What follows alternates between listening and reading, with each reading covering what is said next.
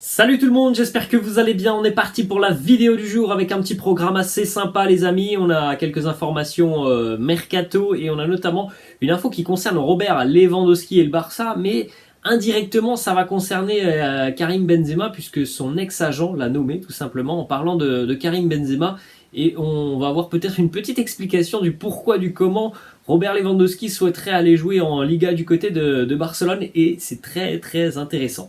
On va démarrer les amis avec les deux unes des quotidiens madrilènes. Premièrement le quotidien AS qui titre Suspense Kroos, l'avenir de Toni Kroos toujours incertain du côté du Real Madrid. Alors incertain parce qu'on ne sait pas s'il sera encore au club dans un an, mais on a très bien compris pourquoi Toni Kroos n'avait pas prolongé son contrat à l'heure actuelle avec le Real Madrid. On rappelle un petit peu la situation. Il est en fin de contrat dans un an en 2023. Le club lui a déjà proposé une première offre de prolongation de contrat qu'il a décliné.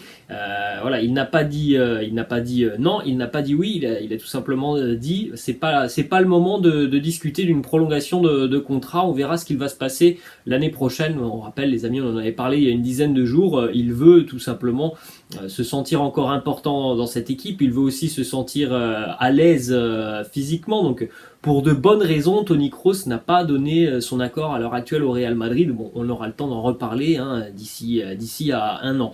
Ensuite, on enchaîne avec le quotidien Marca qui titre le Bernabéu ne prend pas de vacances. On en avait parlé, les amis, après la finale de la Ligue des Champions. Oui, les joueurs, le staff, les dirigeants sont en vacances parce que les dirigeants évidemment travaillent un petit peu sur le mercato tout de même. En tout cas, il y en a un qui est pas en vacances, c'est le Bernabéu qui est en train d'accélérer ses travaux puisqu'il n'y a pas de match. Donc évidemment là 7 jours sur 7 il y a des engins qui sont sur la pelouse pour accélérer un petit peu tout ça. Et j'ai vu déjà encore quelques images très récentes. Le toit rétractable, il n'est pas très très loin d'être terminé. Donc voilà la une du quotidien Marca. On a appris que l'ancien vestiaire du Real Madrid avait été détruit. Donc le vestiaire qui a été utilisé jusqu'à cette année, il a été détruit. Le vestiaire que l'on connaissait sous ce format habituel, il a été détruit. Un nouveau vestiaire va être construit. Et d'ailleurs, le nouveau vestiaire sera prêt pour le début de la saison et pour la 4e journée de Liga. Ce sera le premier match au Bernabéu. Donc au début du mois de septembre, il sera prêt. Donc voilà, il y a 2-3 mois pour préparer un nouveau vestiaire que l'on décrit comme un vestiaire galactique. Voilà le quotidien, le mot utilisé par le quotidien Marca. Alors, ce que l'on sait aussi sur d'autres petites informations sur le stade, il va y avoir de nouvelles zones d'échauffement. Il y aura notamment des spas qui seront installés au sein du vestiaire. Voilà un petit peu ce que l'on sait sur les travaux du Bernabéu actuellement, en plus évidemment des gros travaux de rénovation de l'enceinte en elle-même. Ensuite on enchaîne les amis avec deux petites informations qui concernent Raúl qui travaille du côté de la Castilla. Raúl va entamer sa 3e saison avec la Castilla. L'objectif de Raúl à terme, c'est de devenir le nouvel entraîneur du Real Madrid. C'est l'un de ses objectifs dans son futur, mais voilà, il ne se fixe pas d'objectifs temporels. Il n'est pas pressé. Actuellement, il ne souhaite qu'aider le club dans sa formation des joueurs et aussi évidemment travailler main dans la main avec Carlo Ancelotti, répondre aux besoins du Mister Ancelotti. Pour rappel, il est tellement bien à Madrid, Raúl, qu'il a tout de même refusé des postes d'entraîneur principal chez certaines équipes, à Leeds notamment, à Schalke, club qu'il a connu. Il a repoussé ses offres où il allait devenir l'entraîneur principal du club pour rester donc avec la Castilla. Encore une fois, c'est une nouvelle preuve de l'immense fidélité de Raúl envers le Real Madrid. Et évidemment, on espère que dans peut-être un an, peut-être 2 ans, je ne sais pas, le Real lui rendra en lui offrant le poste d'entraîneur principal du club. Alors évidemment, il y a Raúl, il y a Xabi Alonso, il y a d'autres options aussi du côté du Real Madrid, mais je suis persuadé qu'à terme, évidemment, Raúl deviendra l'entraîneur du Real. Ensuite, on enchaîne les amis donc avec cette déclaration de Cezary Kucharski, ancien agent de Robert Lewandowski. Donc il a été évidemment très très proche de Lewandowski.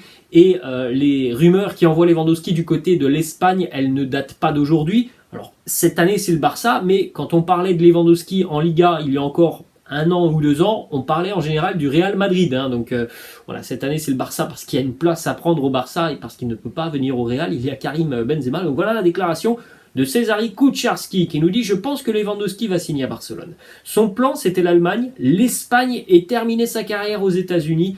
Il veut montrer qu'il est meilleur que Benzema. C'est une autre raison pour lui d'aller au Barça. Il pourrait y avoir ce duel à distance l'année prochaine entre Benzema et Lewandowski. Donc en Liga, ce serait tout de même quelque chose d'assez fou pour nous, fans de foot, d'avoir ce duel entre l'attaquant du Real et l'attaquant du Barça. Et donc voilà, Lewandowski qui ne cacherait pas son objectif en tête, c'est d'aller tout simplement conquérir l'Espagne, le territoire de Karim Benzema. Donc voilà, ça sera évidemment, si ça se fait, quelque chose d'assez incroyable l'année prochaine, cet énorme duel entre Kamel Ouebe et Robert Lewandowski. Après les amis, pour le moment, Lewandowski c'est toujours un joueur du Bayern, mais il y a encore 2 mois de mercato. On continue les amis avec d'autres informations justement qui concernent le mercato.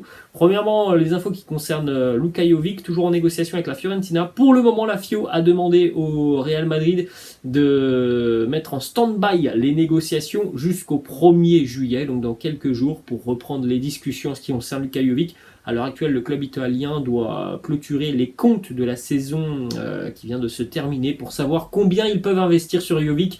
Ça discute toujours par rapport donc à un prêt avec une option d'achat. La Fiorentina pour le moment n'est pas très chaude à l'idée de mettre une option d'achat. Donc ça discute toujours et ça reprendra dans quelques jours. Autre information, on en avait parlé me semble-t-il hier de Mariano Diaz qui espère 5 millions d'euros donc, de son futur club. Et bonne nouvelle pour lui puisque Fenerbahçe a présenté visiblement une nouvelle offre au Real Madrid et à Mariano.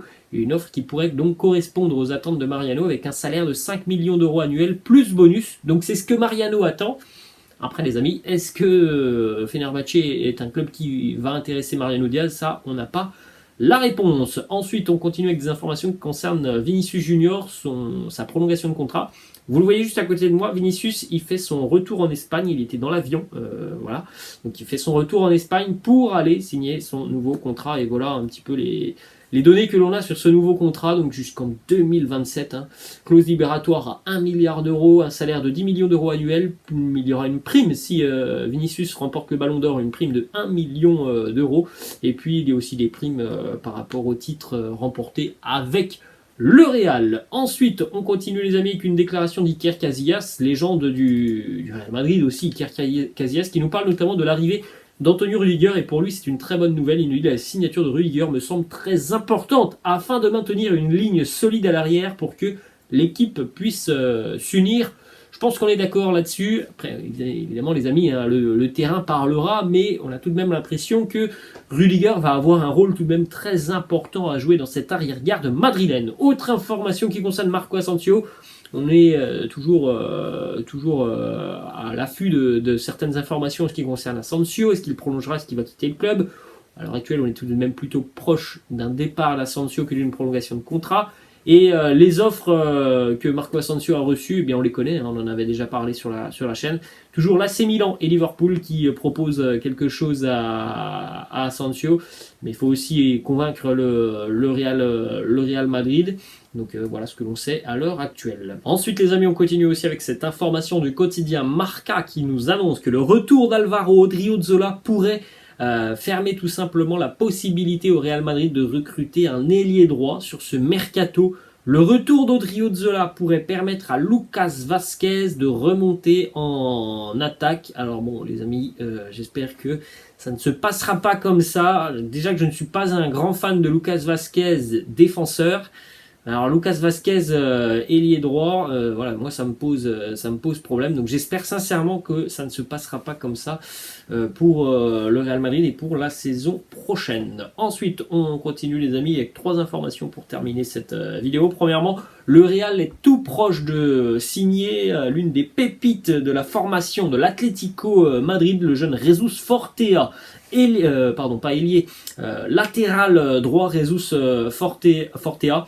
L'Atlético est très énervé par rapport à cette situation. Visiblement, le joueur et ses représentants auraient déjà signifié à l'Atlético qu'il n'allait pas continuer. Alors on sait qu'il y avait notamment un accord entre le Real et l'Atlético pour ne pas aller recruter dans l'académie des jeunes chez le voisin, et cet accord il n'existe plus depuis 3 semaines ou un mois. Mais en tout cas c'est quelque chose qui rend fou l'Atlético Madrid de perdre vraisemblablement l'un de ses jeunes espoirs. Ensuite, on a une information qui concerne le Mercato 2023 du Real Madrid. C'est pour ça qu'on ne va pas non plus en parler énormément.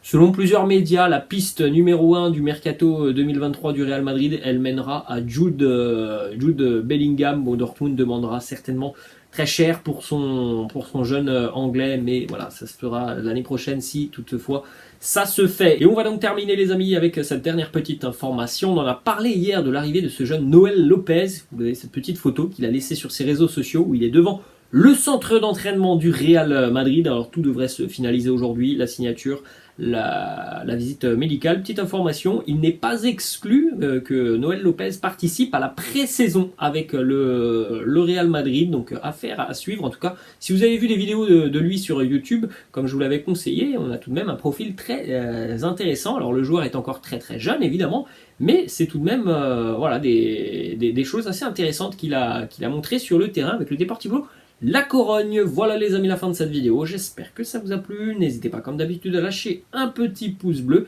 N'hésitez pas non plus à vous abonner à la chaîne. Et moi je vous laisse, je vous dis à demain. Ciao!